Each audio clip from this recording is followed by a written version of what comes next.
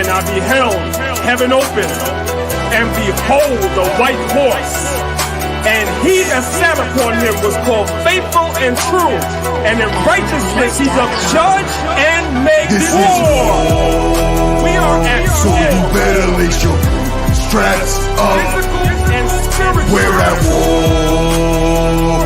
So you better lace your straps up. Man the hell up this road. This is war. We are at war. So you better lace your straps up. Physical and spiritual. We're at war. So you better lace your straps Man the hell up. up this road.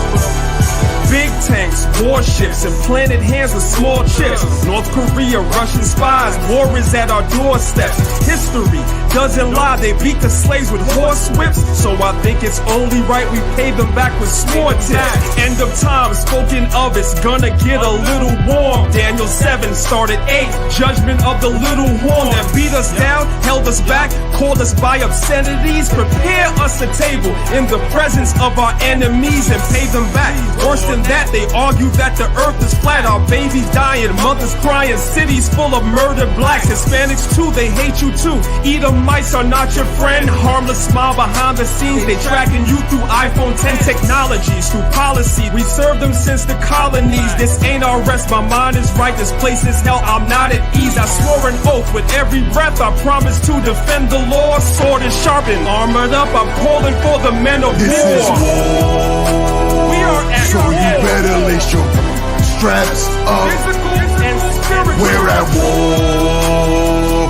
So you better lace your straps up. Man the hell up this road. This is war. We are at war. So you better lace your straps up. Physical and spiritual. We're at war. So you better lace your straps Man the hell up. up this road.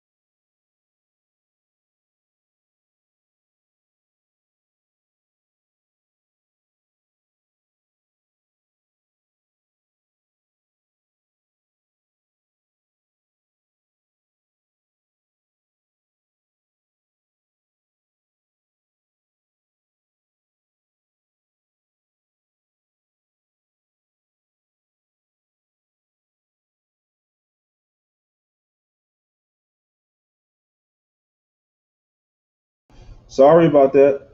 Everybody okay? Is everybody all right? Is everybody all right? How's everybody doing today?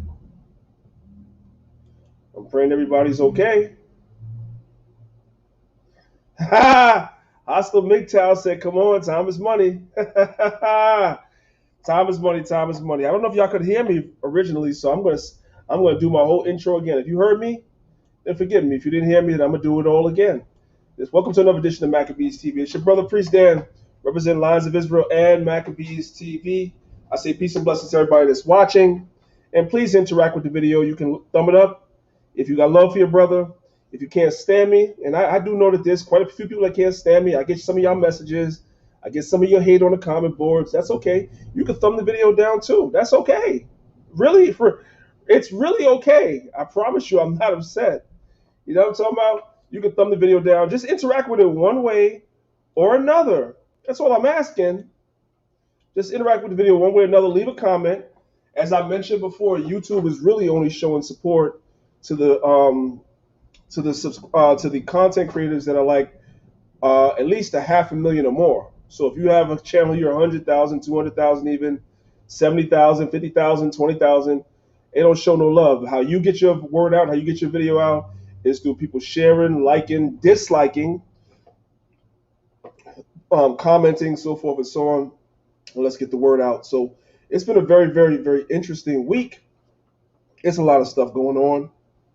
And so y'all know y'all brother, Priest Danyaahla from the tribe of Benjamin. You know what I'm saying? My family is from the West Indies, so you know I got tree job, right? So I just left one job, went to the gym, did my little thing over there, and I'm at the second job now, but I got time. So yeah, so I said I would just go live and just impromptu and talk with the people because there's a lot of stuff going on. Please pardon me, I don't have the camera running, but I really don't feel like having the lights on today. My eyes are hurting a little bit because I'm tired, but it's a little too early to go to sleep. So I said the next best thing is to talk with the family and see how the family's doing. So hopefully everybody is doing well. Everyone is doing well. Let me go ahead and give a couple of, let me stop sharing for a second and give a couple shout outs to my people that's in the building. So let's see who's in here. Alexa Kwan, shalom to you. Ruby Margarita, my sister, always in the building, shalom to you. My Sky, shalom to you. Wesley 305, shalom to you. My man Hassad, my man 50 grand, shalom to you. Shield of Wisdom, shalom to you. Seed of Jacob's wife, shalom to you. Willie River, shalom to you. Israel Lord, shalom to you. Malaya, Stephen LaShawn, shalom to you. Hostile MGTOW told me he's on deck. He told me to get it together. I got it together, brother. I'm good. Isazia Bonyahawadah, shalom to you. Sugar One, shalom to you. I'm not sure if I'm saying your name right. My apologies. Israel's Lord, shalom to you. Ascena Phoenix, shalom to you. Jeremiah Yehuda, shalom to you. 12 tribes children of Israel, shalom to you. Assalam Mahdi, shalom to you. Big Reese Project, shalom to you. So forth and so on. Shalom to everybody. So I did see Israel Lord. I saw your comment. So let's go ahead and let's talk about that just for a second, if I could. Just if I could for a second, right? Let me go ahead and put this up on the screen. All right. I know it's not very large, but you guys can see it. What I'm going to do is I'm going to take the ticker out just for a second. I'm going to take the ticker out underneath just for a second. The banner out, I should say. I'm going to hide it for a moment. All right, family. So this is the thing. And let me start by saying I don't do the contentious stuff for a lot of you Israelites. Y'all already know. But I think y'all starting to learn when y'all come to my page with the contentious stuff, you really get like dismissed really fast because I don't do all that stuff, right? So I'm saying we're having a cookout, not this upcoming Sunday, but the following Sunday, which is May the 23rd, 2021. It's being held at that address in the Bronx, which is a public park called Pelham Bay Park in the Bronx. We are having a cookout, right? 23rd of May, 2021. I decided to open this up to everybody, right? Because pretty much if you're from the New York, New Jersey, Pennsylvania, Connecticut area, everything been shut down over here for 2 years. There ain't really been nothing going on. The only other event that we had a gathering for, really a major gathering publicly, was Passover. That's it. So it's been closed down.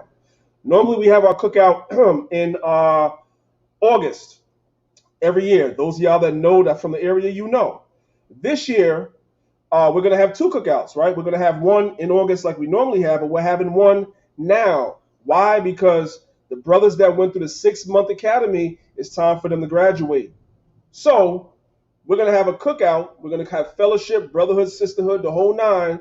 And we're also going to graduate these brothers and sisters from the academy. But it's really not just about that. It's about fellowship and brotherhood, sisterhood.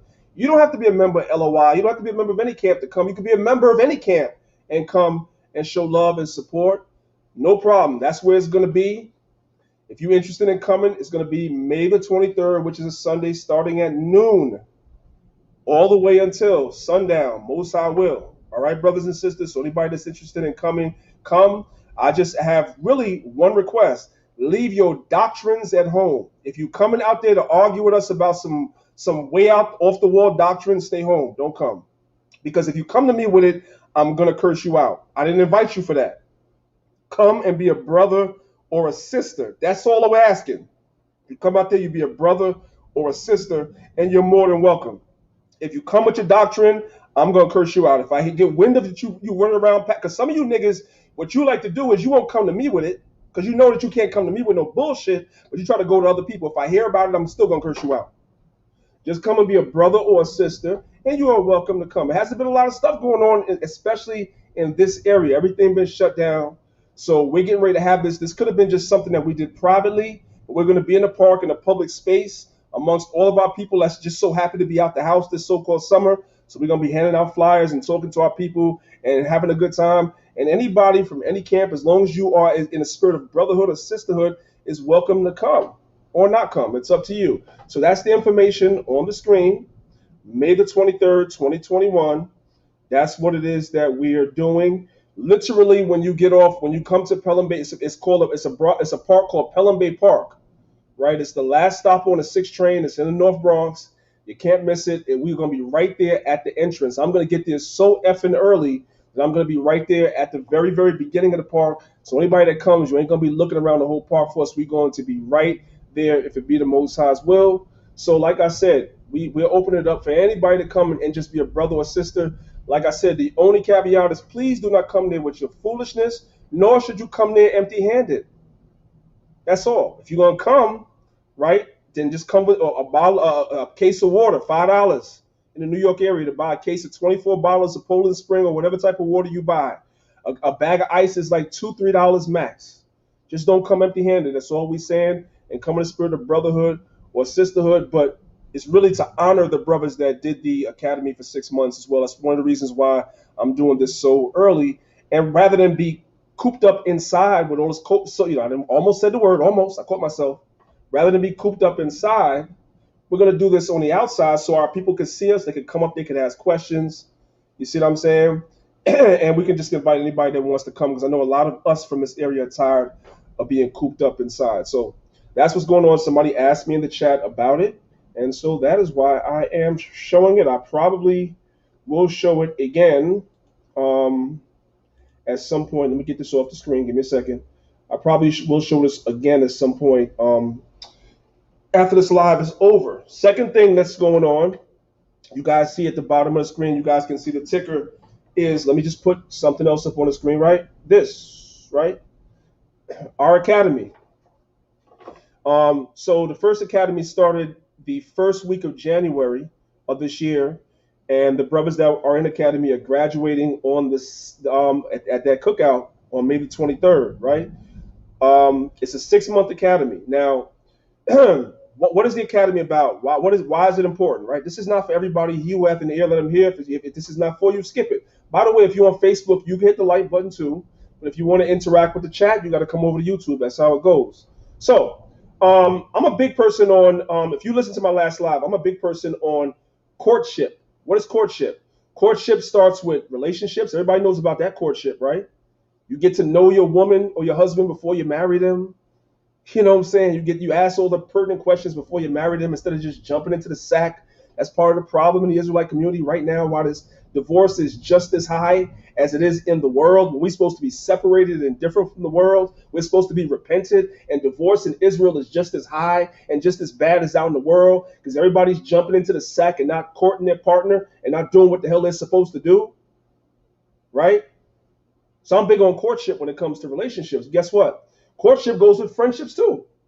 Part of the reason why you see so much confusion in Israel and everybody exposing everybody, because you start telling people your business. Sister, you start telling that next sister your business. You don't know her that well. You ain't been through nothing with that sister. You ain't been through no hard times. You start confiding in her. She don't mean you no well. Y'all have a fall now. Now she exposing you on Facebook. Same thing with you brothers. Same thing. The scriptures tell us all throughout the scriptures. It's prolific. It is repetitive throughout the scriptures that you try a friend. In the book of Proverbs, it tells you a friend is proved in adversity. You know why the Bible tells us that the spirit of David and Jonathan was knit together? Because when you go to the previous chapters, they had just come back from war. They have been through something.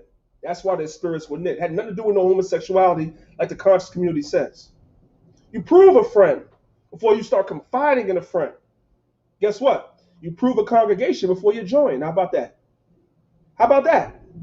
Oh, they speak well. I like their garments. They sound good. I'm going to join. No. That's why a lot of y'all join the congregation. Next thing you know, you're making a video saying all camps are bad. That's really, hey, I'm going to say this, man. I know I'm offending somebody somewhere. That's okay. A lot of that stuff is your fault. It's your fault. You joined the congregation. You didn't prove them. They sounded good. You watched a couple of videos. The garments look good. You heard some great swelling words and you joined. You didn't know who the hell you was joining. Nothing like that. You didn't prove them. And now you're crying. Now all camps are bad. No, you're a liar. You're the devil. You should have proved them. And so we have an academy where we have 6 months before anybody can get down with us. That's just what it is. Because I'm not looking at, I don't need 1,000 men. I don't even need 500. I just need brothers that's serious about doing the work. That's it. And these brothers have proven themselves. And so I'm going to honor them at the park. But this is for anybody to come. There will be another one October the 3rd. There'll be another one October the 3rd. And shout out to the brothers that are in the academy. You brothers exceeded any expectations that I had, because I didn't know what to expect from you brothers. I didn't know y'all. And y'all have come in and proven yourselves to be sincere, honorable brothers that's ready to do the work, man. So I salute you, brothers, and that's why we're going to honor you. So for those of y'all that have been asking, this is not for everybody. There is another one coming October the 3rd. And I think, if you guys have seen some of the brief introductions into some of the PowerPoints that I've been showing y'all, y'all see that what we've been going in. I'm going to let them tell y'all. I ain't going to say it. I'm going to let them tell y'all how we give it up in the academy. We go in those PowerPoints. And that's just what it is. So there's another one October the 3rd. There's an email scrolling across the bottom for anybody that's interested in it. Okay. And I'm just going to leave that there. I'll probably talk about that at the end again also. So enough of the preliminaries. If you are in my house and you have not hit the like button or dislike button already, after we done had Passover, after you were supposed to have purged out the leaven, that means you still got leaven in your spirit. You need to get that leaven out and hit one of them buttons. It could even be dislike. I don't care. Just do something. That's all I'm asking. So, like I said, these are interesting times. So let me go ahead and stop sharing that for a second. There's enough of that. I done beat y'all in the head enough. And let's talk about some interesting stuff. First, let's talk about something. Everybody already knows the obvious stuff that we need to talk about, right? We need to talk about what's going on in Israel, right? We need to talk about these gas pipelines that's going on. And we need to talk about this whole thing about wearing masks now. They got a new rule. But before we get to that, let me show y'all something else that I ran across. I want you guys to check this out for a second, right? I'm going to go ahead and I'm going to share my whole screen because I thought this was interesting. Maybe it's just me. But I thought this was interesting. Check this out.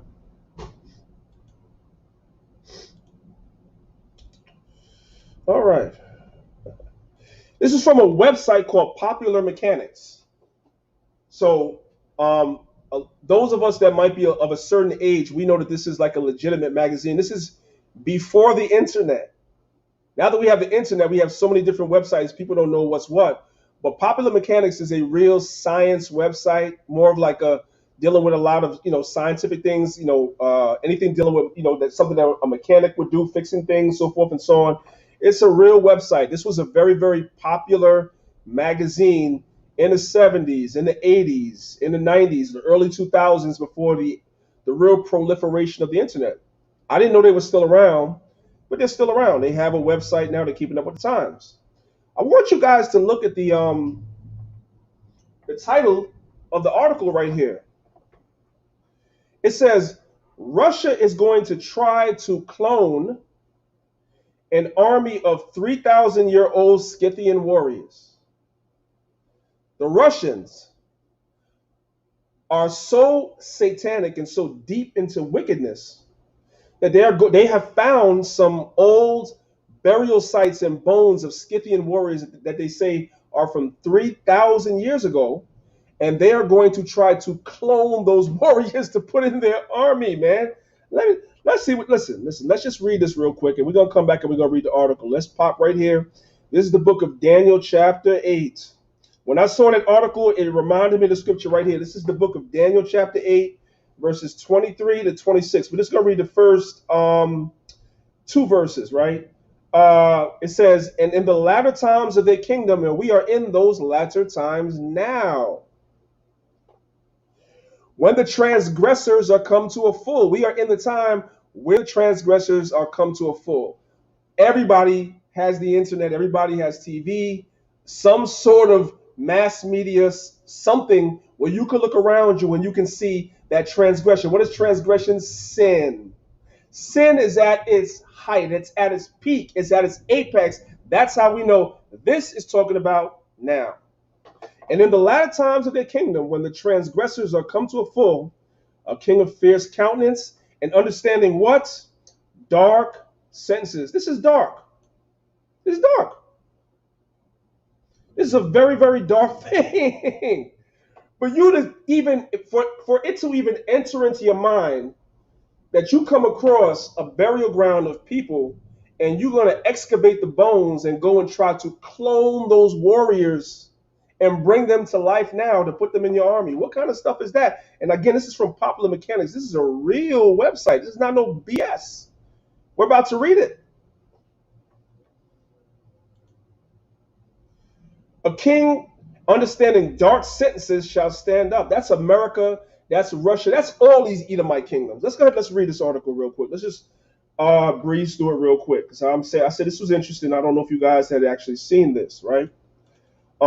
So it says, I went a little too far. Let's go back, right?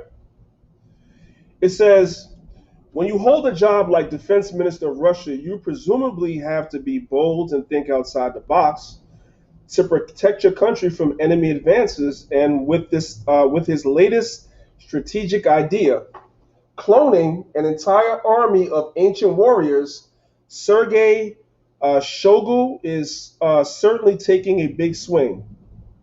Let's go down to the next paragraph.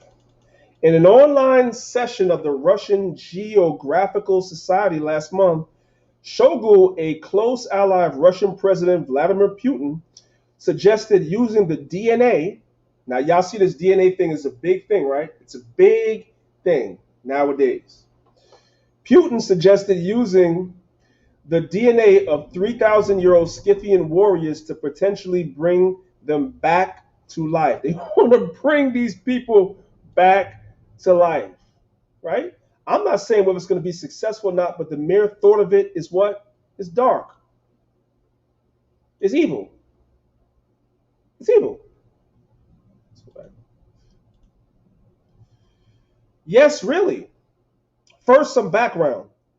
The Scythian people who originally came from modern-day Iran were nomads who traveled around Eurasia between the 9th and 2nd centuries BC, building a powerful empire that endured for several centuries before finally being phased out by competitors. 2 decades ago, archaeologists uncovered the well-preserved remains of soldiers in a kurgan or burial mounds in Tuva region of Siberia, right? Because of Tuva's position in southern Siberia, much of it is a permafrost, meaning a form of soil or turf that always remained frozen. It's here where the Scythian warrior saga grows complex because the frozen soil preserves the biological matter better than other kinds of ground. Russian Defense Minister Sergei Shoigu knows this better than anyone because he's from Tuva. Let's go down and let's read a little bit more, right? Of course, we would like very much to find the organic matter, and I believe you understand what would follow that. Shoigu told the Russian Geographical Society it would be possible to make something of it. If not Dolly the sheep in general, it would be very interesting. Shoigu suddenly suggested going through some kind of human cloning process, but is this even possible, right? So we don't know whether it's possible or not, but the mere thought of it, these devils lay on their bed and they come up with mischief day and night to figure out what evil they can go into. Only an evil mind would try to go and harvest DNA from bones that's 3,000 years old and try to bring these people back to life. Only the devil. That's why we need the Most High and the Son to get us the hell out of here.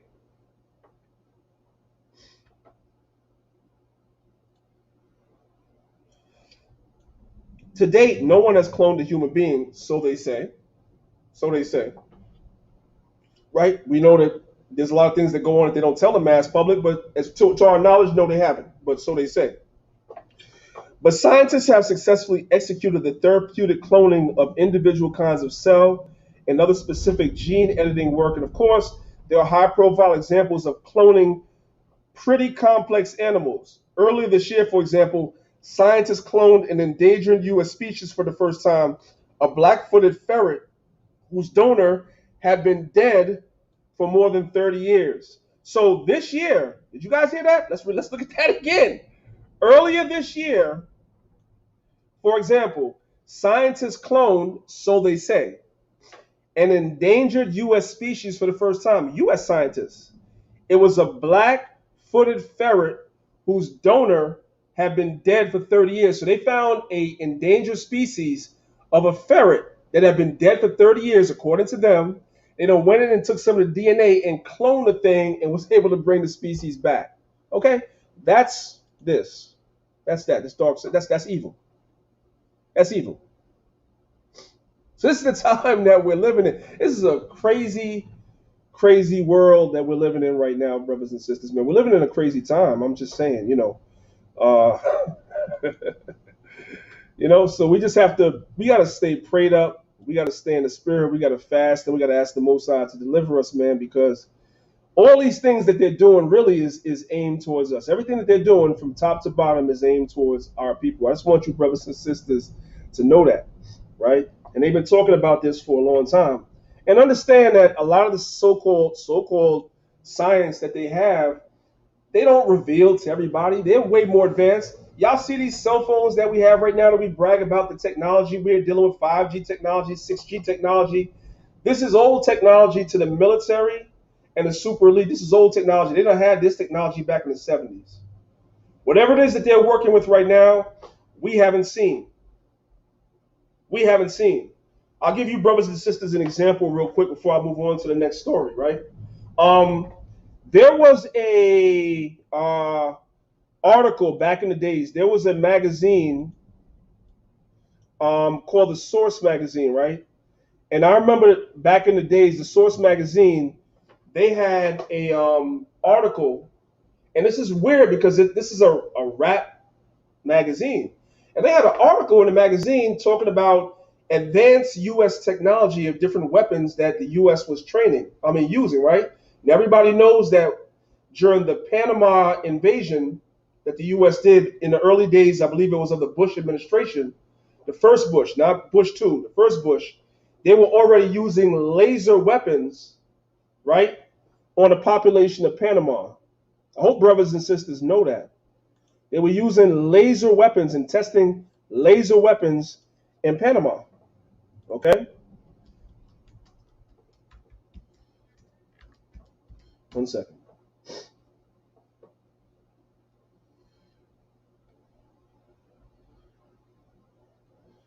They were already doing that, right? Just do your research, look up the so-called Panama deception. Let me stop sharing my screen for 1 second and do this. Let me do this. So I'm going to give you guys some homework. You guys can go look into this stuff for yourself, right? Let's do full screen. When you come to YouTube, brothers and sisters, just look up the Panama deception. Just look up these videos and look it up. And you see that the U.S. was testing out laser weapons in Panama, you know what I'm saying, during the first Bush administration, okay? These are facts. Using laser weapons to melt a whole car. You can melt a whole car. Now, most of us in our lifetime, all the way in 2021, we've never seen a laser weapon, but they was testing these weapons like 30-something years ago.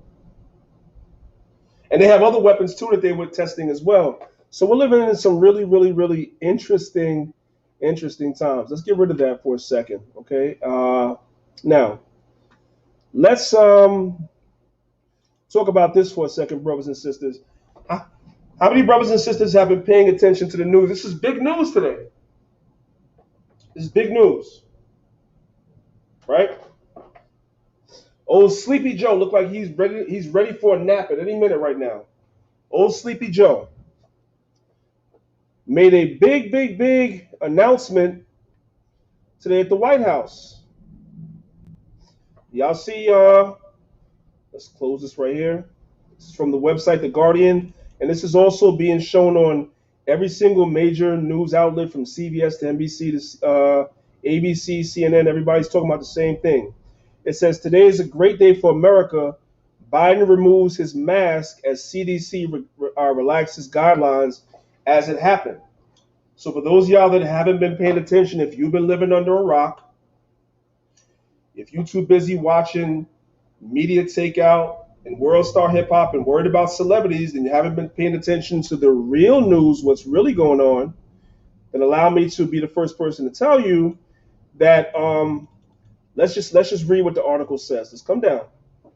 It says here, the CDC says fully vaccinated Americans no longer have to wear masks in most public settings.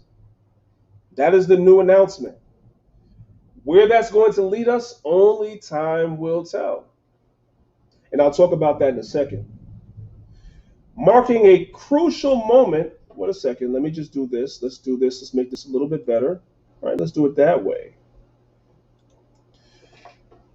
The CDC says fully vaccinated Americans no longer have to wear masks in most public settings, marking a crucial moment in the country's return to normalcy more than a year after the start of the corona pandemic. If you are fully vaccinated,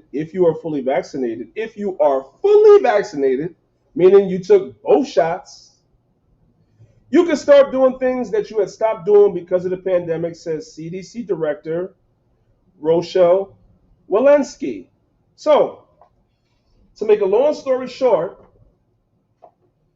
if you went and got both shots, whether it's Moderna, whether it's Johnson & Johnson, whether it's Pfizer, I don't know which companies are doing two, which ones are doing one. Don't ask me, because I really don't care. So you guys can, put that information in the chat or in the comments. I really don't care.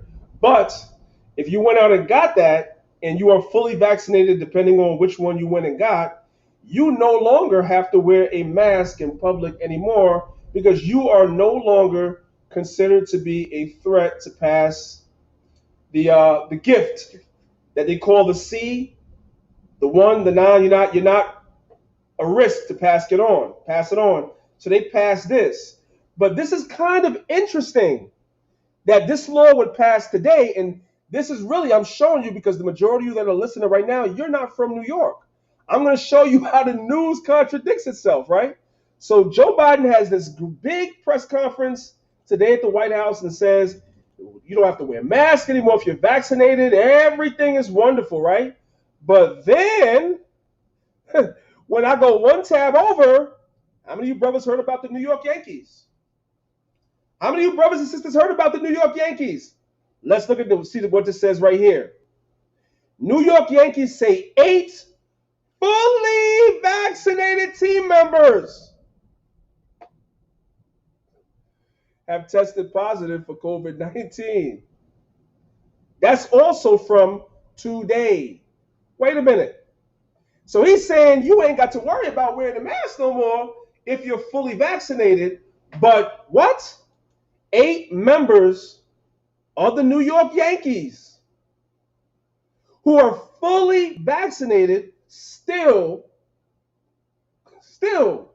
that's all I'm going to say. I can't say the rest of what that says right there. Oh, man. Let's read a little bit about this right here. It says, the New York Yankees on Thursday said an eighth fully vaccinated member of the team tested positive for you know what. MLB and the New York State Department of Health are assisting the team with the outbreak. But I thought if you were full, so what is the point? What is the point of doing it if this is going to happen anyway? The point. I'm just asking. Maybe I don't know. I don't get it. Let's continue reading, right? And if you guys didn't hear about it, because they're keeping it quiet outside of New York, they don't want you guys to know. The team said Thursday that shortstop Gleyber Torres, who is what? Who's what? Who's what? But Joe Biden said what? If you're what? Okay, so which is it? Which is it? Is it what Sleepy Joe is saying? That if you do this, you good? Or is it this, that and even if you do it, you still can get it? Which is it? I just want to know, because I'm confused. Huh? Yeah. Anyway, the team said Thursday that shortstop Gleyber Torres, who is, did what? Yeah. And was placed where? Mm-hmm. Wow. Okay, let's keep reading. I'm not really reading. I'm highlighting because this is YouTube. Y'all know what time it is. Y'all know you can't say nothing over here no more. Let's continue. Let's continue reading / highlighting. 3 coaches: Matt Blake, Phil Nevin, and Reggie Willits have what?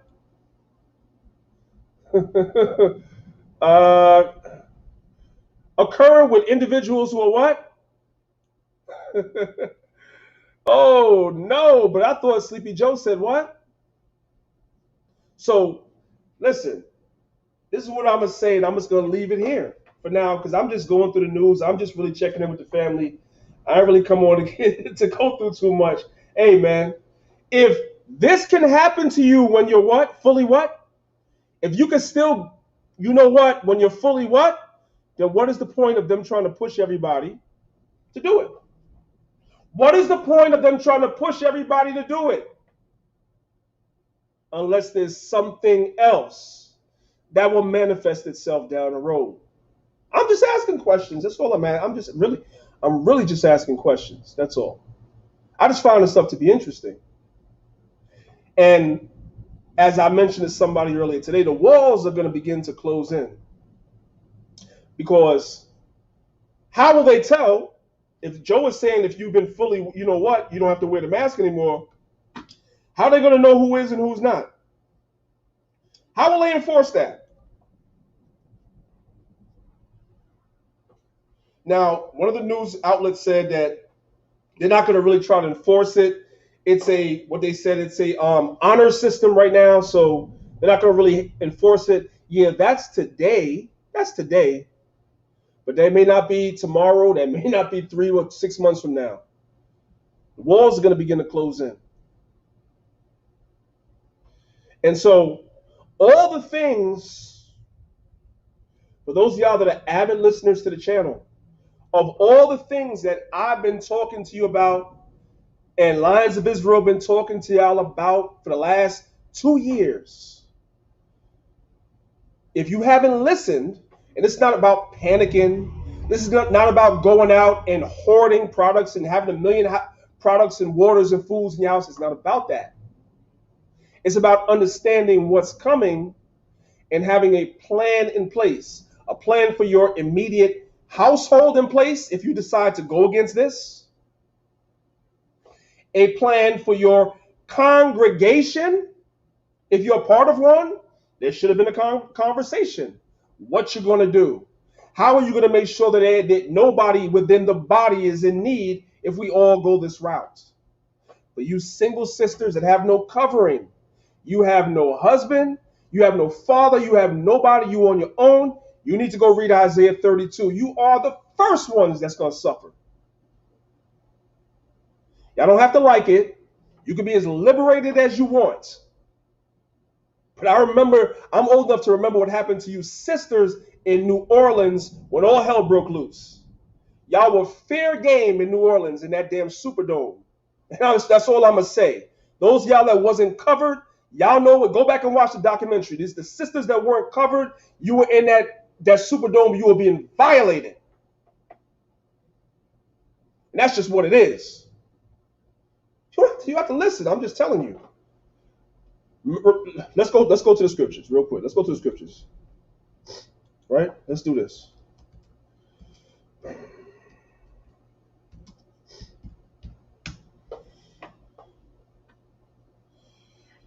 Wait, hold on a second. 1 second. Let me give me a second, y'all.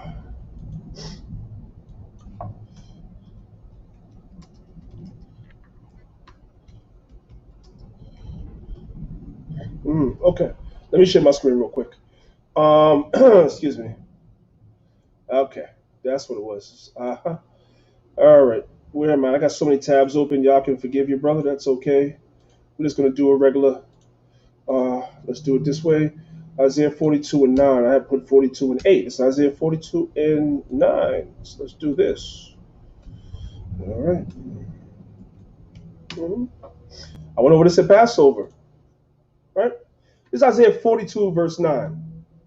It says, "Behold, the former things that come to pass. All the things that the prophets spoke about, the Most High sent forth prophets in every kingdom, every captivity, and told the people what was going to happen before they happened. And people some listened and some did not. Behold, the former things are come to pass. And new things do I declare unto you." There are new things that are written in the Bible that are going to happen. The Most High declared those things too. Even in the book of Isaiah, which is in what we call the Old Testament, there are prophecies even talking about the kingdom itself. So there are all types of future prophecies in Isaiah, all types. And the Bible says what? Before they spring forth, what I do? I tell you about them. I tell you about them. Well, one of those prophecies for you sisters need, especially you sisters, everybody, but especially you. You guys need to read Isaiah 32. Okay? You need to read Isaiah 32.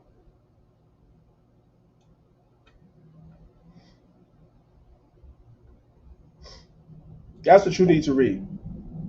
It tells you in verse 2, it says, "A man shall become a what? A hiding place." That's what a man was in New Orleans during Katrina.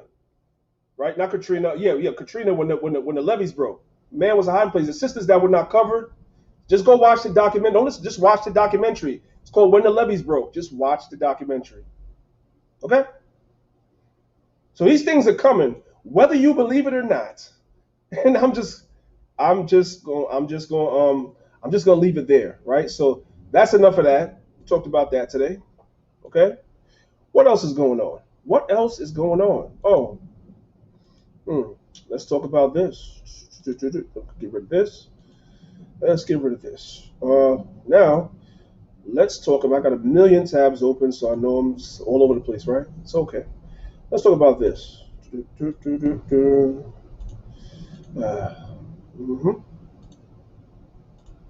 What about the gas problem that's going on? What about that? What does that mean? What is that? Well, first of all, let me be quite frank with you, brothers and sisters. If you think, okay, let's do this, right? Let's do this. Let's look up a term.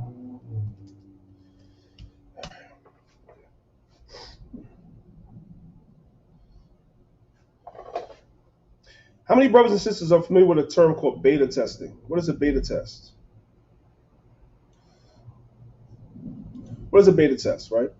Let's look it up.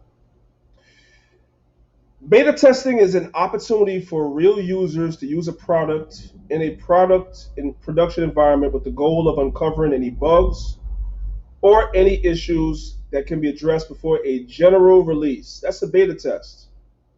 And I just clicked on the first tab that came up. I'm sure there's better places to look, but I'm just going in the spirit.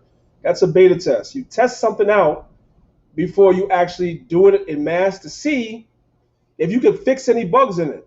Right? Right? Okay, good. Now we know what that is. Let's come back here. What do y'all think this is? What do you think this is?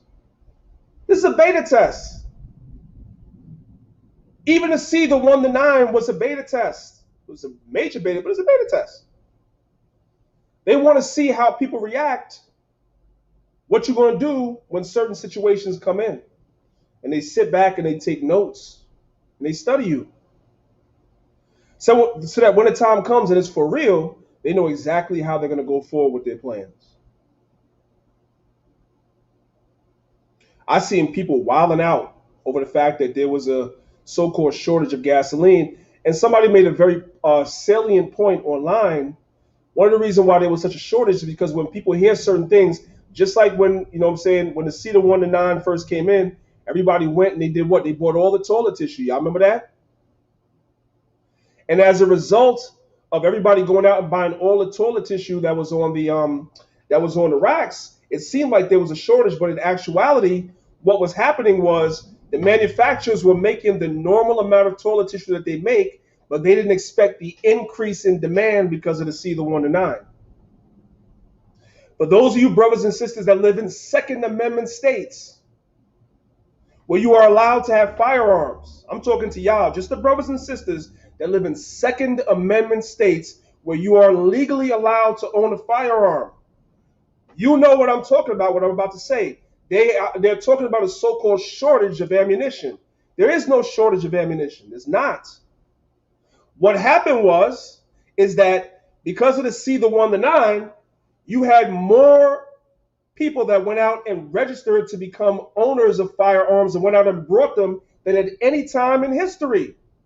So because you had more people that went out and bought firearms, what else was they buying? They was buying more ammunition.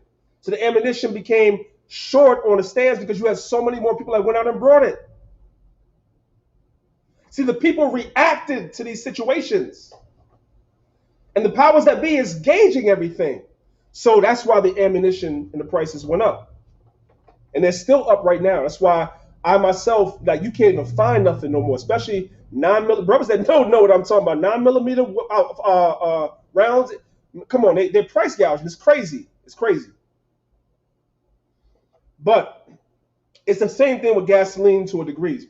People are going out. You've seen all the images on YouTube and Facebook. People are going out and they're bringing barrels, multiple barrels, not one barrel. People coming with their damn 4x4 trucks and got like 3, 4, 5 barrels in the back of the 4x4 truck, filling it up with gasoline. And those trucks that come in that fill the gas station up can only bring but so much. So it creates a shortage. But these are all beta tests, including the attack itself. But what happens when it really becomes, when we really get down to a shortage of gasoline for real? What happens? Well, that's when you begin to start having famines and shortages of food. Why? Because everybody's going to go out and buy all the food that's on the supermarket shelf, right? Overbuy. And then the price of food is going to go up because if the price of gasoline goes up, then the trucks that bring the food into the supermarkets are going to raise their prices as well. Because it's going to cost more for diesel fuel to fill up them trucks to bring them into the cities. So the prices are going to go up.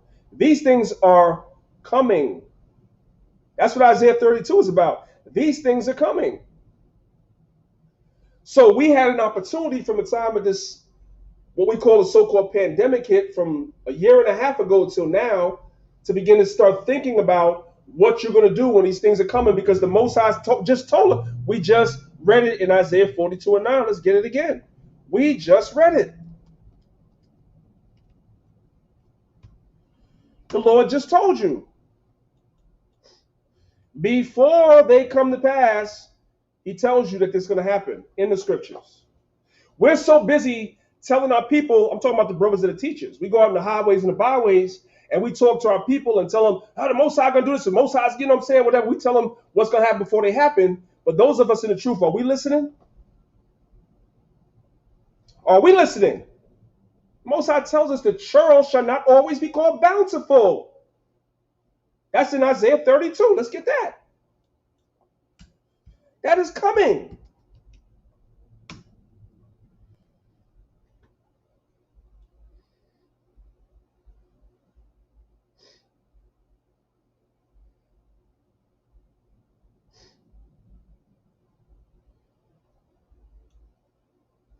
It says what? The vintage shall fail.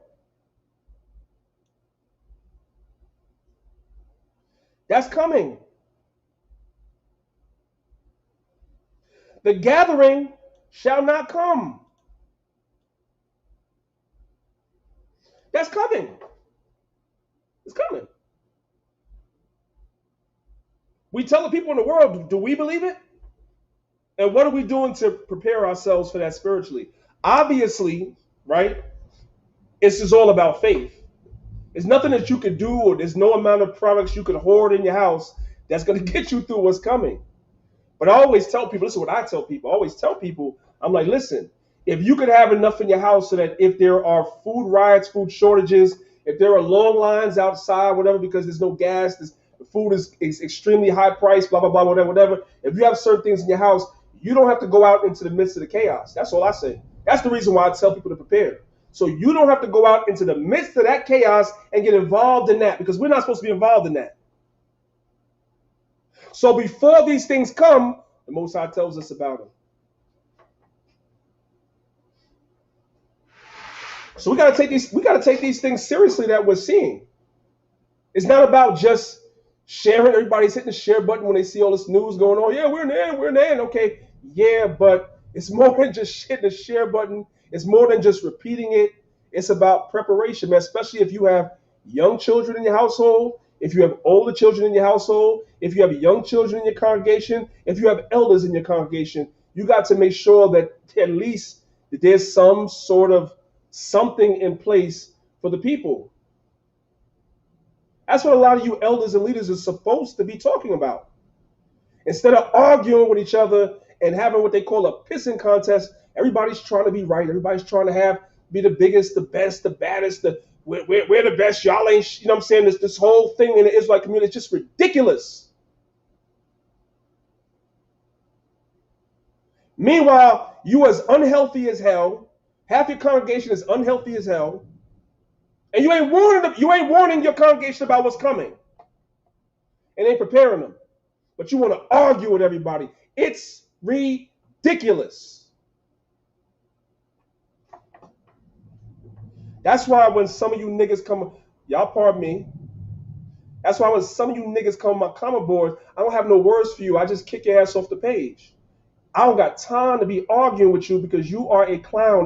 There's no time. The hell I look like arguing with you about repetitive stuff over and over again. Are you crazy? All right. Enough of that. Let me chill out. It's gonna be all right. Let me get rid of that. Let's get rid of that. Yeah. Let's talk about this. Y'all see what's happening in our land? You guys have been seeing it, right? You guys have been seeing it. You guys have been seeing all the reports. Hopefully,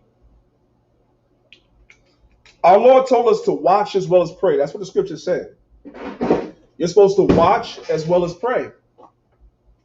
What are you supposed to be watching? You're supposed to be watching what is going on in the world, and you're supposed to be comparing it to scripture so that you know where you're at. Yahweh Shai, our Lord, told us that no man knows the day or the hour, but you can know where you're at in prophecy by watching what's going on in the world and looking at prophecy. Right now, we see that there's a whole group of our people that are in this land that they're trying to throw out. And I see everybody making a big deal about that. And I understand why, to a degree. But this is what I'm going to say, man. The Most High is in control of everything. And so if the Most High is moving our people out of that land, as messed up as it might be, you got to look at this thing spiritually, that the Most High is going to destroy that. Y'all do realize the Lord is going to destroy that land. The Most High is going to destroy that place. In order for that place to be like Eden, the book of Ezekiel describes that place in the kingdom as coming back like Eden. Eden, like how when Adam and them was there, like Eden. In order for that thing to happen, that place has to be thoroughly purged with fire. You have rats, snakes, and every other type of low-down beast. I'm talking about 2-footed ones in that land. That land needs to be thoroughly purged. You have gay parades over there. You have transsexuals, alphabet people, and everything. That place needs to be thoroughly purged with fire. So if the Most High is moving them out, I understand why everybody's upset, but you got to look at this thing spiritual, like the Lord is doing it No matter how you might feel your emotions about it, the Lord is moving now. And everybody needs to get on the Most High's program. The Lord is moving.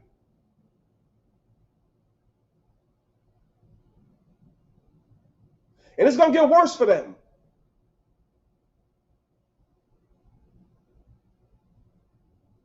So what we need to do as Israelites, man, we need to just watch the prophecies. Like I said, pray. Everybody needs to get into, fasting and praying and being more spiritual and making sure, examine yourself every day to make sure that you are in the faith, making sure you are right with the Most High, making sure I am right with the Most High, making sure you are right with your brother or your sister. And get yourself together and get ourselves together and allow the Lord to do his work. And we should be out here on the front lines teaching our people so that peradventure the elect could wake up. Because remember, the Most High tells us in Revelation 7 that the four winds are being held back till the Most High seals the elect. And the elect is going to be sealed through teaching. Not arguing, not bickering, not fighting, not trying to be better than somebody else, through teaching. Period. And when you see people, listen, this is where I'm gonna lose some of y'all. When you see people doing good, it doesn't matter if they're in your camp or not. If you see somebody, the Lord is working with people and they're doing good, you encourage them. That's in the book of Philippians. It tells you that. But that's for another day, man. Like, I don't want to be on here too long. I just want to come on and share with you brothers and sisters for a second. I'm at my second job and I had a little time to kick it. But I ain't going to beat y'all in the head. It's all good. Let me get to stop sharing my screen. Y'all all right? If y'all all right, put one in the chat, man. If you guys are all right, put one in the chat. If y'all want me to keep going, I'll go on for a little longer. I still want to beat y'all in the head. Sometimes I feel like I'll be beating y'all in the head. I don't know. I want to beat y'all in the head and stuff. So if you guys are all right, man, I'll keep going. I don't have a problem. You know what I'm talking about?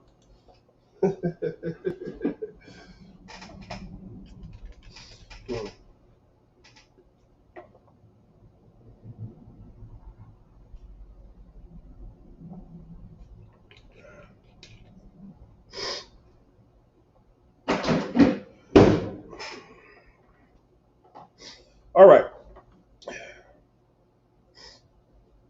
So, if y'all want me to keep going for a little while, now y'all type something else in the chat. If y'all want me to keep going for a little while, I'll go on for like another 20 minutes, whatever. Let's get into some scriptures for a second. Let's just get into some scriptures for a second. If y'all want me to keep going, keep going in the chat. If I don't talk too much, just put in the chat. I talk too much, I'll end it. It's not a problem. It is not a problem, family. You know what I'm talking about? I'm good. Either way. Give me a second. Let me look for something real quick.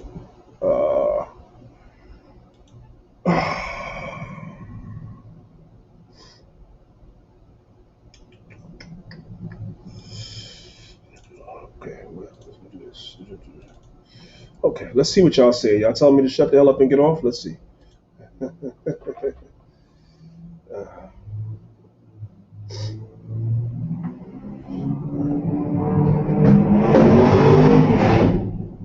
Pardon the noise in the background, family. I'm like I said, I'm at work. So, well, a couple of y'all said keep going, so I just might. Let me see something. Somebody text me something. Let's see what's happening over here. Make sure I'm good. Oh boy. Okay. All right.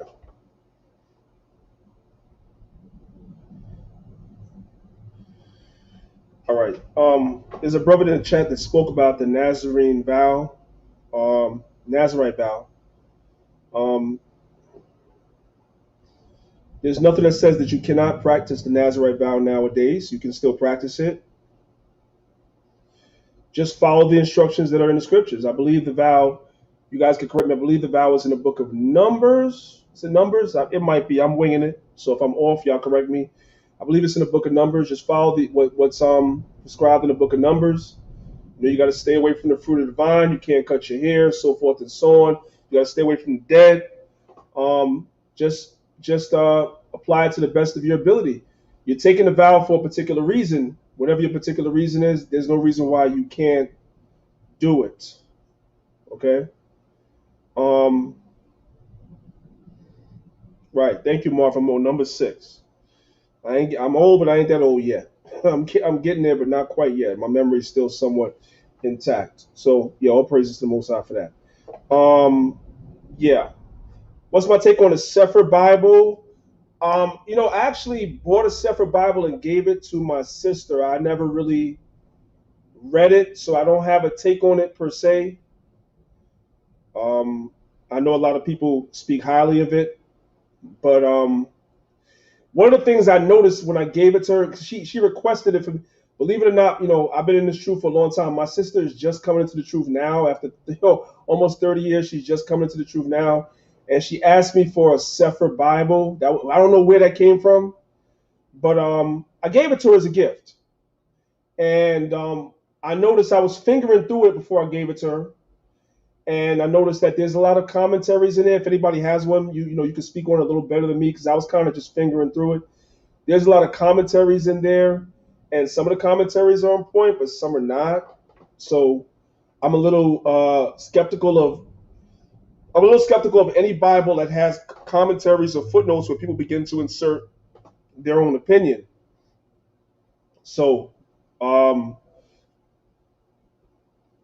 that's what I know of the Sefer Bible. I don't know enough. It's also very hard. It's very expensive and sometimes very hard to find. I think I'm not mistaken. It's a print on demand. If I'm not mistaken, it's a print on demand. The company that makes the Sefer is a print on demand. So if you order it, they'll print it for you or something like that. But they don't really have them just sitting around like that. If I'm not mistaken.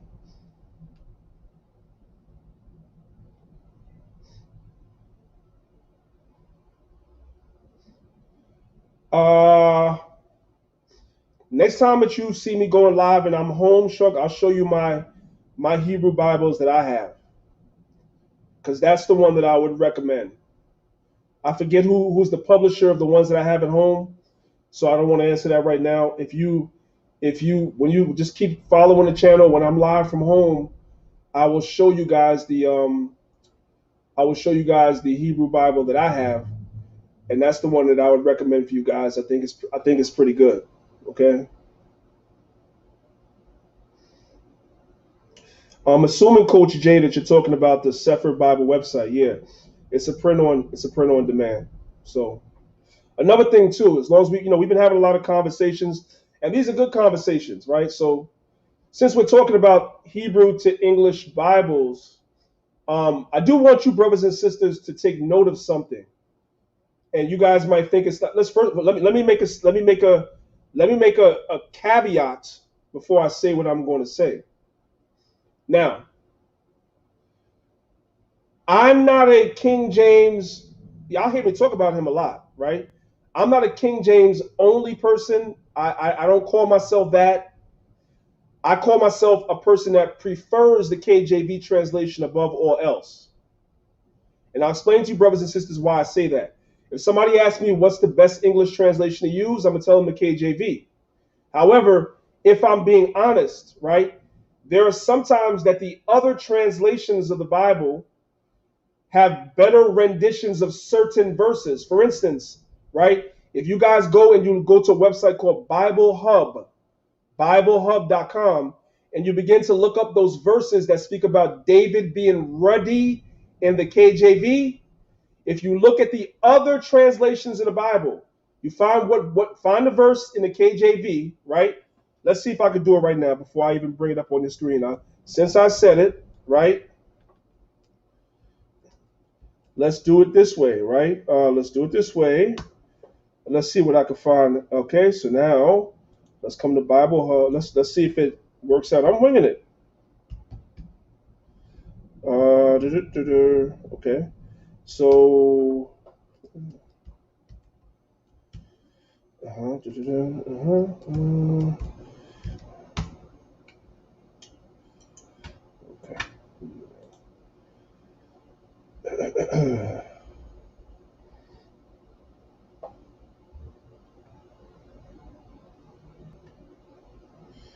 Give me a second. Give me a second. I'm looking for something right here.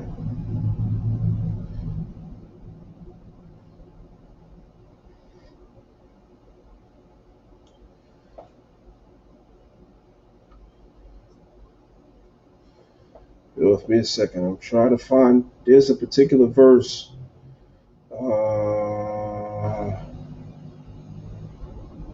Okay, let's look at this right here, right? This is 1. Give me a second. 16 and 12.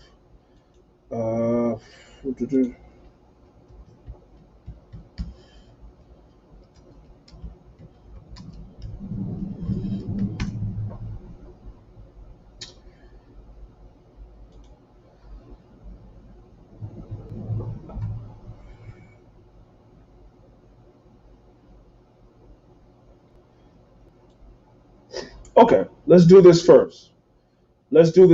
Right? Just to give you guys an example of what I'm saying. Let me say what I'm saying first before I share my screen. So I believe that the KJV is the superior translation of all, but there's sometimes other translations render certain verses better. That's a fact. That is a fact. I need for y'all to understand that. But yet the KJV is still a superior translation overall, from my research. And if you notice, a lot of the Torahs that you could buy with the Hebrew in it, the accompanying English in these Torahs that we buy is the KJV, not these other translations. That's not by accident. That is not by accident. However, let me just share my screen for a second. I'm gonna show y'all something. Look at this right here. Share screen. Let's just do the entire screen. All right? Look at this. This is 1 Samuel chapter 16, verse 12. Let's look at it right here. What does the KJV says? It says, and he sent and brought him in, talking about David. Now he was ruddy and with all of a beautiful countenance. So they use the word ruddy right here. But let's go and let's look at the New Living Translation. So Jesse sent for him, talking about David, and he was what? Dark and handsome. Do y'all see that? That is a better translation because we know David was a black man. He's an Israelite. He was a black man. That is rendered better than the KJV because the word ruddy sometimes is up for argument. So that's what I mean when I say that you will find sometimes that some of the other translations actually have better translations of certain words in certain verses, but overall, the KJV is a better translation still, right? Look at this. This is 1 Samuel 17 and 42, right? Give me a second. I know I just saw that.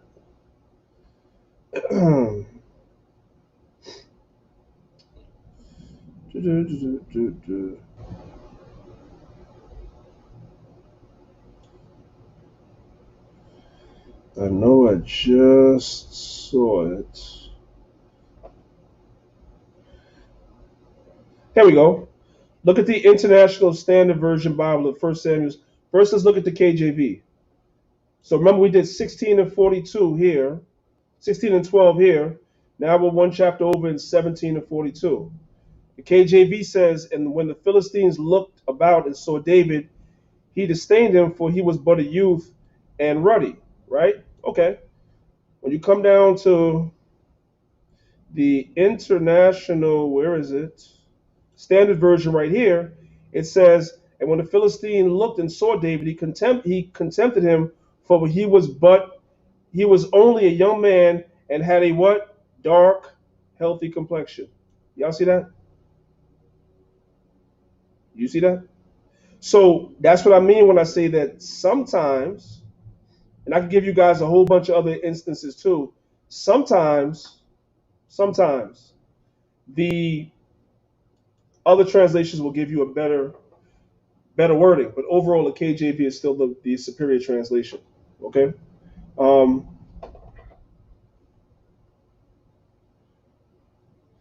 Prince of Israel asked, am I definitely going to start a Patreon channel? Yes, bro. I'm definitely going to start a Patreon channel. Lord willing, sometime in June, I'll definitely be starting a Patreon channel. Lord willing. And I'm gonna put a lot of stuff on there things that I don't want YouTube to take down, and also uh, my PowerPoints. Like I have hundreds of PowerPoints. Some of them I've done in the academy, so I'll be putting those on Patreon as well. Especially the Black Britain one, right? And shout out to everybody that watched that one I did on Black Britain. Give me a second. Where's that PowerPoint at? Oh, you know what? Nope. That's in a flash drive. I don't have it here. Do I have it here? I don't have it here. Yeah, shout out to everybody that was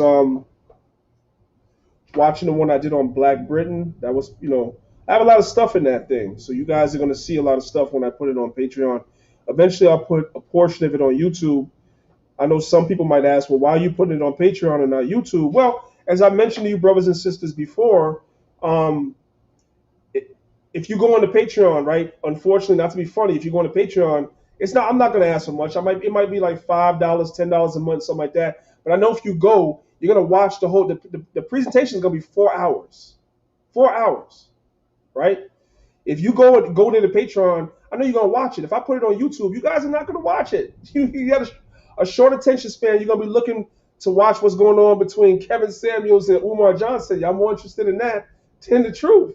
Not to be funny, but I just know what it is. You know what I'm saying? So I'll put it somewhere where the people that's really interested in it could go see it, man, because I put a lot of work into that. You know what I'm saying?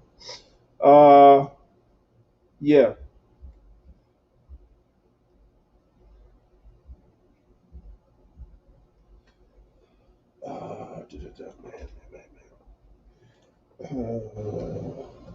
Give me 1 second, y'all.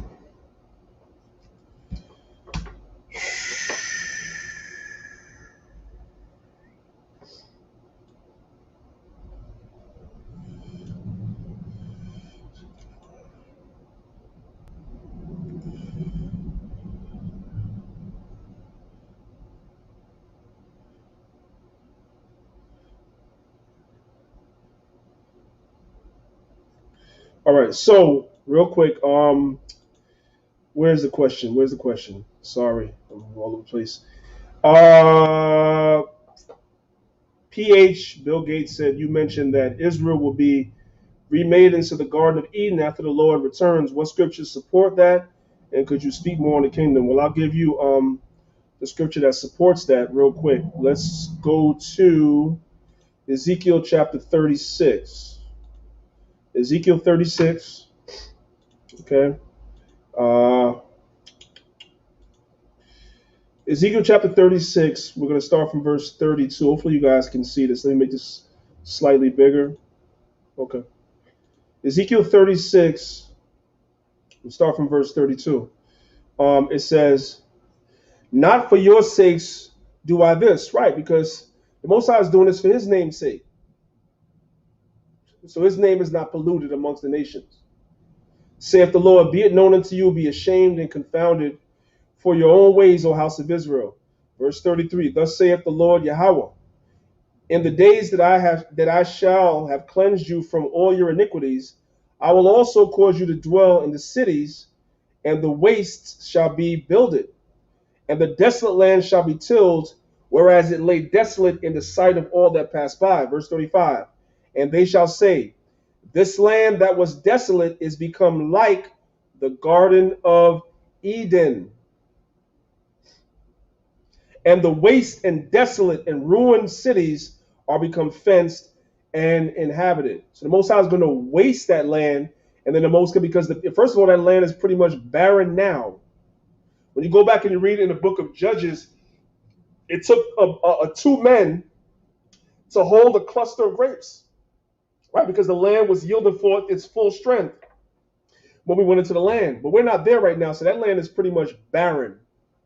But when the Most High brings us back in that land, after that land is thoroughly purged with fire from all the abominable people that are living there and everything that's going on there, the Most High is going to bring that land back like Eden. It's going to be prosperous again. It's going to be beautiful again. That's what that's talking about. So that's coming in the kingdom. Okay?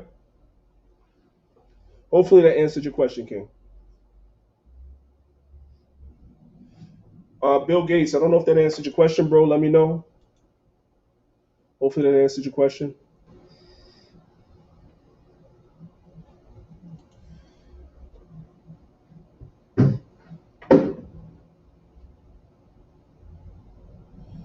Right.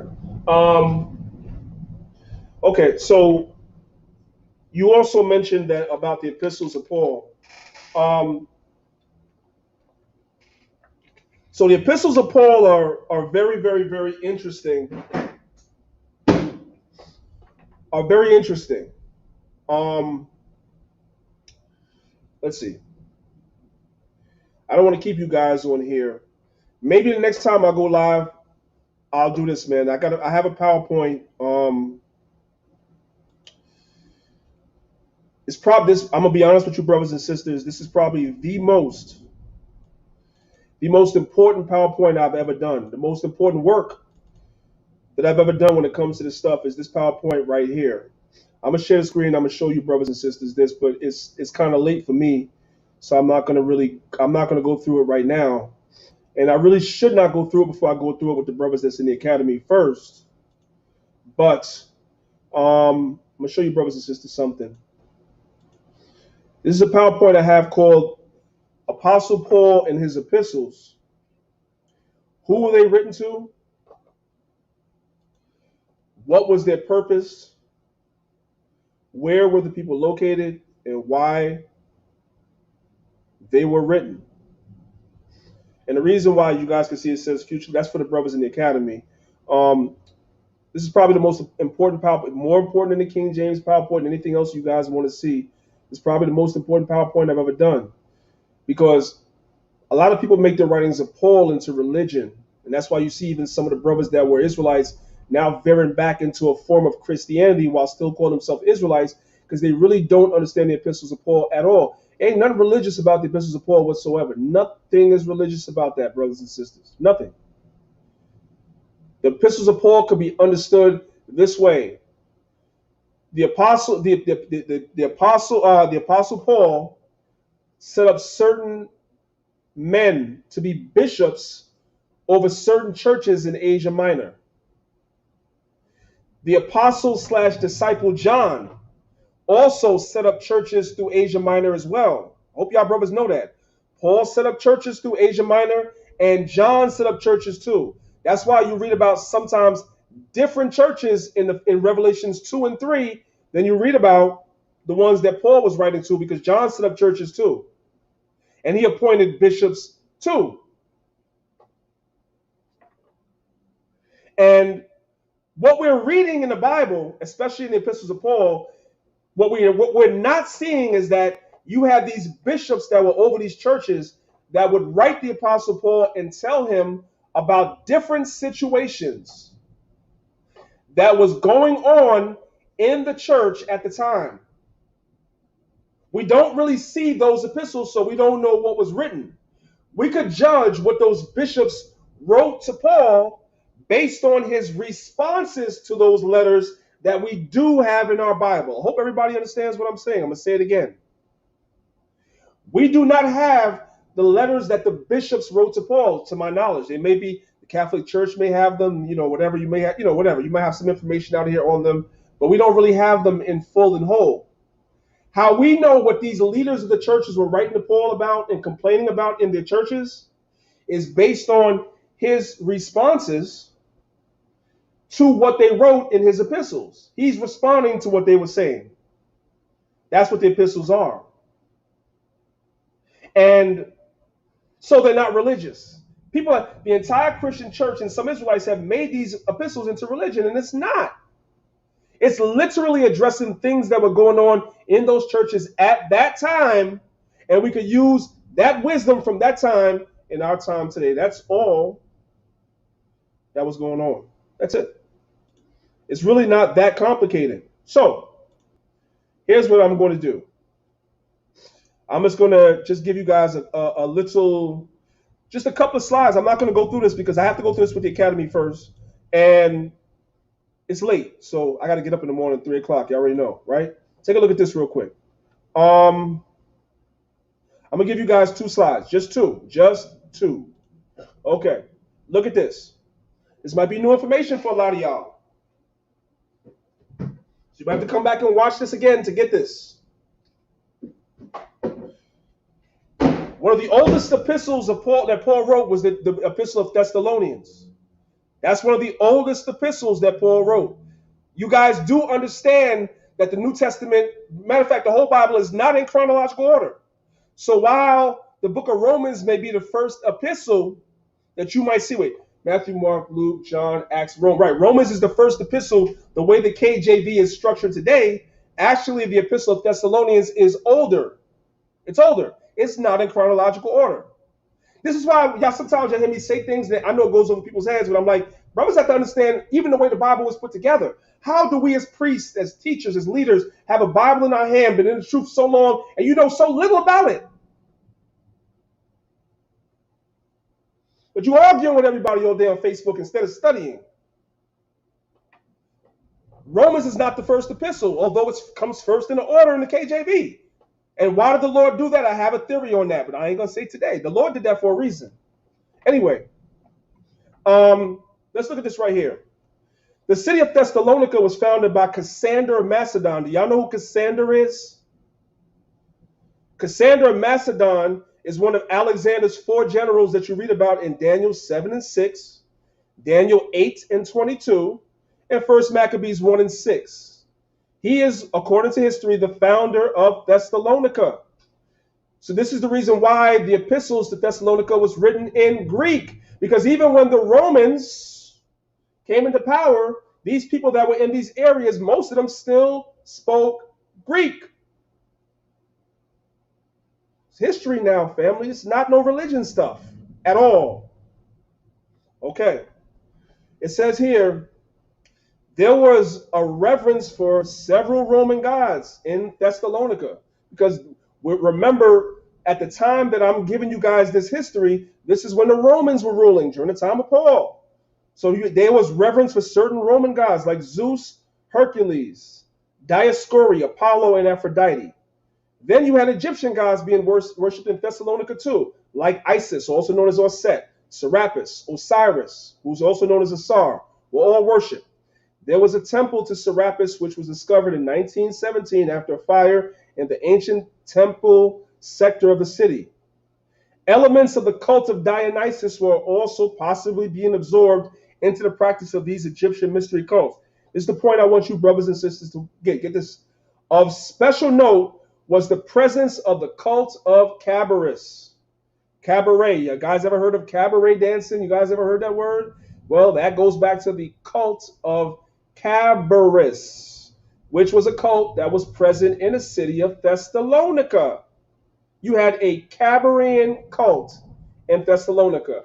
Why am I talking about that? Why are you talking about that, brother? Okay, what does that have to do with the Bible? Well, brothers and sisters, look at this. This is from a book called Patterns of Discipleship in the New Testament. This is what Paul and Timothy were talking to each other about that was going on in Thessalonica. Look, sexual activity was frequently an important part of pagan religious practice. As a result, temples often had a reputation of immortality. So a lot of these temples that were in Thessalonica had a reputation of immorality. Let's jump down to the highlighted part in the next paragraph.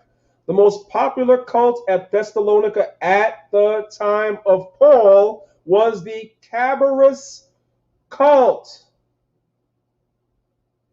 Although many of the ritual practices associated with this cult remain a mystery, the available sources indicate that they had a strong phallic and sexual character. These were sex cults that were in Thessalonica.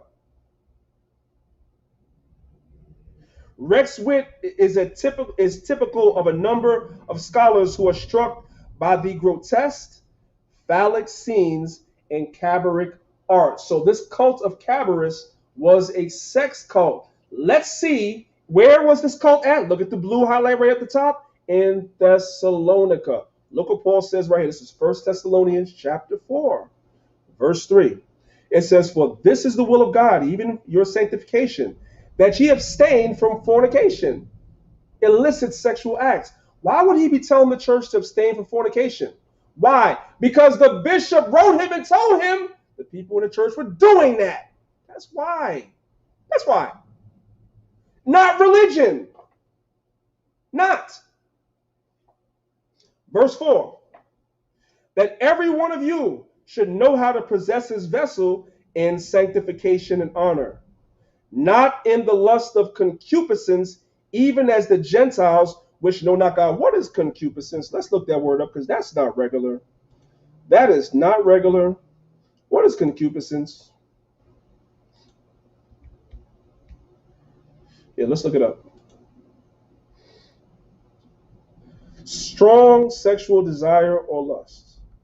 That is concupiscence. A strong sexual desire or lust. So coming back to the PowerPoint, picking up from the current slide at verse number 3, not in the lust of concupiscence, which is strong sexual lust, even as the Gentiles which know not God. Why? Because what were the Gentiles doing? They were doing this. They were doing this stuff. They were involved in all types of sex cults. So this was going on, and you had people in Thessalonica that was kind of falling victim to it sometimes. And so some of the bishops, it was seeping into the church. So the bishops would write Paul and talk about it, and he would write back about it. Not religion. Not. I'll just leave it there. I'll just leave it there. See, wait till I get to church at Corinth, because I've been hearing some religious stuff that brothers be teaching out of Corinth. Listen, man, listen. This is what I'm gonna tell y'all, man. I'm about to get out of here, man. Yeah. So I appreciate you, brothers and sisters. For those of y'all that just came on late, let me just give y'all a quick rundown. On the 23rd of May, which is about a week and a half from now, we're going to be in the park. That's the address right there in the Bronx. We're going to be having a cookout fellowship. Any Israelite is invited. Just 2 rules. Leave your Christian doctrine or whatever fake doctrine you got at home. Don't come with that garbage. And don't come empty-handed. Other than that, you're welcome to come through and be a brother or sister, regardless of whether you're part of the camp or not. Just be a brother or sister. Everybody in this area has been locked up for the last 2 years almost. So come out, get some sunshine, get some fresh air, and fellowship with the brothers and the sisters. And I'm going to be honoring the brothers that did the academy. They graduated. They did their 6 months. All praise to the Most High. May the 23rd. That's the address. I put it in the YouTube community already. Also, the next academy is going to be October the 3rd. All right. There's an email scrolling across the bottom. Anybody that's interested in doing it, just hit the email. I don't recruit. It is what it is. You know what I'm saying? It is what it is. Much love and blessings to everybody. Thank you, brothers and sisters, for listening. If you in my household, you know what I'm saying, and you did not hit the like button, like I said earlier, you have not repented. You kept the Passover. You did not purge out the leaven. You ain't right. And you need to get right. With that, it's your brother, Priest Danyaahla, representing Lives of Israel, Maccabeestv, and Israel in general. I love y'all, and I will be back soon. I say shalom. I want to praise you, Yahweh. I want to thank you, Yahweh. I'm so grateful, Yahweh. I want to thank you, Yahweh. For the promises. Life is a blessing, and life is a lesson. Life is a setback, and life is progression. Life is uneasy at times, life is comfortable. Life will lift you up, and at times, life will humble you. Life is a gift, you better thank the Lord for it. Every chance you get, someone is less fortunate. Life goes in circles, life throws you curveballs. Life can be deceiving like preachers in the church halls. Life isn't promised. If I could be honest, the fact that I'm alive, that time has me astonished. Cause I came from the underground, being tossed around, being lost and found. Now they adore the sound of the priest, far from a nuance. Verses are proverbs, written's are the new songs. Another song for the blocks and the avenues. Everything is plain, speak to them in I wanna parables. praise you, Yahweh. I wanna praise you. I wanna thank you, Yahweh. I'm so grateful. I'm so grateful. Yahweh. I wanna thank you, Yahweh. For the power, I see the world through different eyes. Every Sunday got the preacher telling different lies, hearing things that I really couldn't visualize. Should've listened, Big said you'd be hypnotized. I was a victim too, I say respectfully. They all up in the soup, don't know the recipe. Talking about I'm not who I was bred to be. Count me out, man, who made you the referee? Trying to get stripes, trying to cloud chase. At 19, I made an about face. Thanks to Christ, it's also about grace. And they lied when they said it ain't about race. But that's another song, I ain't the first to tell ya. Woke up on a deeper and a surface level. Learned the laws and the Lord's changed my attitude. And the song is to show you how a gratitude. I'm so grateful. I wanna praise you,